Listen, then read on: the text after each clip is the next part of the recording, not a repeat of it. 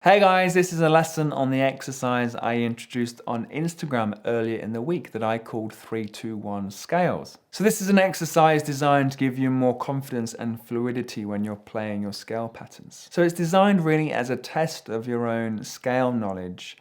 If, for example, I wanted you to play an A major scale from string number 6, one octave of an A scale, starting with finger number 1 on the A note on string 6, would you know how to play the scale with the hand in that position? If yes, would you then also know how to play that scale with the hand in the 4th position, so starting on finger number 2? If yes, can you then also do an A major scale when you're in the 2nd position with finger number 4 starting upon the A?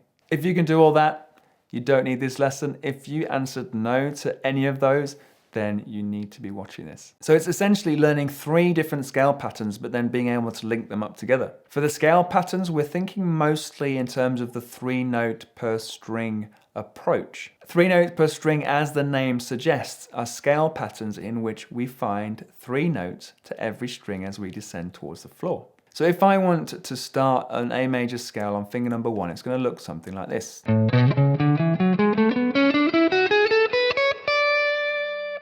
We're going to limit things just to 1 octave for today to demonstrate the exercise. So the setup for this scale is actually from the 6th position. The hand is in the 6th position, finger 1 is in fret number 6, but what we're going to do is introduce a stretch between fingers 1 and 2. We're then good for the scale pattern. We're going to use fingers 1, 2 and 4. That's whole step, and then we would have a half step to the next note.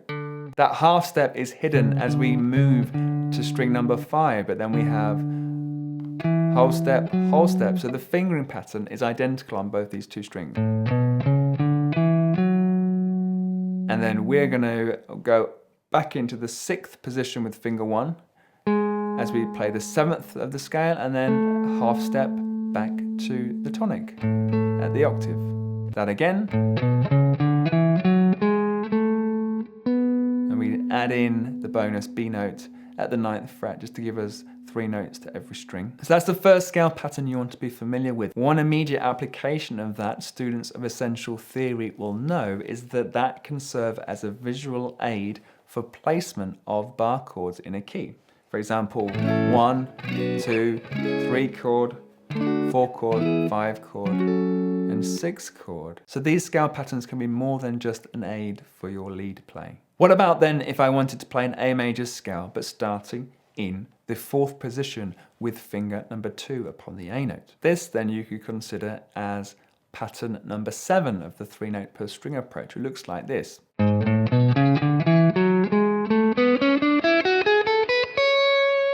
That 1 octave. It has us starting from the G sharp note, and so because of that, it has the sound of what's known as the Locrian mode. We don't want that though, we want to start it from the A. So as we do that, we're going to have just 2 notes on string number 6 as we think about this. And then we have half step, so 1, 2, 4 on string 5, and then we move down, 1, 3, 4. That's the pattern.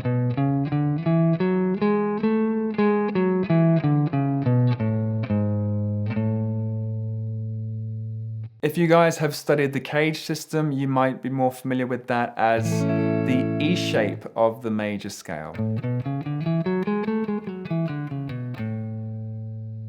Then if we were to lower the hand and place the 3rd finger upon the A note and try and play a scale from that position, we struggle to do so because the first move of the major scale is a whole step. So that would involve us either reaching with the pinky finger to grab the 7th fret, or having to stretch with finger number 1 to grab the 2nd fret B on string 5. So we don't tend to use finger number 3 when we're doing these scale patterns. We're going to use finger number 4, putting the hand into the 2nd position. This then you can think of as being pattern 6 of the 3-note per string scale.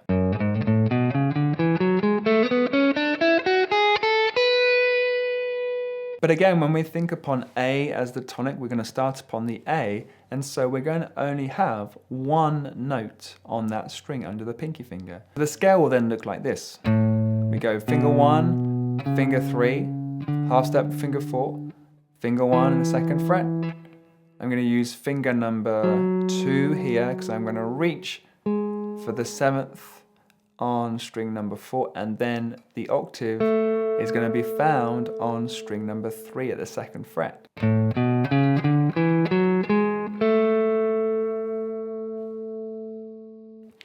There is an alternative way you can do that. Again, if you're familiar with the cage system, that the 7th you could find back in the 1st fret on string number 3. 1, 2, 3, 4, 5, 6, 7, and 1.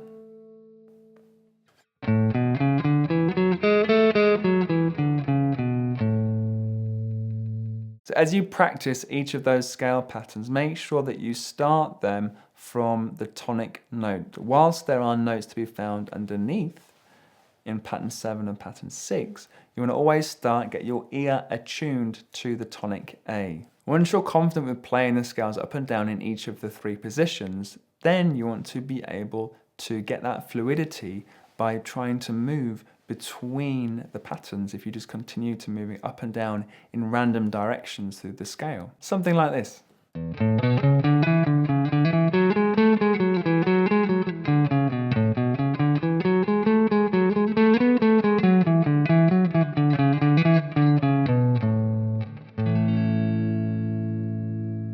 So that is the gist of this exercise, a sense of trying to learn a scale but starting from a different finger. How you can develop this will be, of course, to change the scale that you're working with. You can also then change the string set. Maybe have a think of how the scale patterns will change as you move the starting note, the tonic, down towards the floor. I'd love to hear back from you if you have any questions on this, and let me know if you have any suggestions for some future lessons and I'll add them to the list. You guys take care and I'll see you next week.